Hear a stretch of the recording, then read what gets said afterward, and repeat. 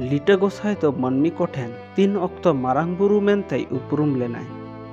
तेला दो हुयुक कना ओका अक्तो प्रथम उतर रे सागात चावले रेना दहो इसिन हांडी पिलचू हाड़ाम बसुमता राय चोडर हचो लेदे कना उन खन गे उनी दो मारांग बुरु ᱧᱩᱛᱩᱢ ते पासनाव लेना।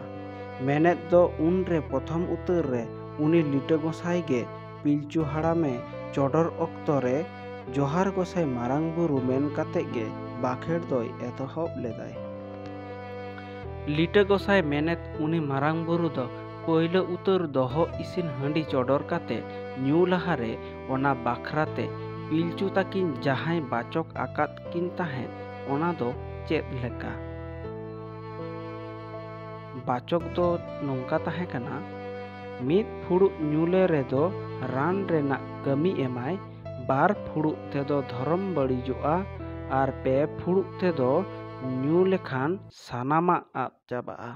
उन साताल महले मुंड अबो जतो बो आरुंड इट मटी बगियाते ना दो बाबन बोलन बीर देवन तिंगु नदी बसी बीर देवन तिंगु नदी बसी बीर दा देवन तिंगु नदी बसी बीर।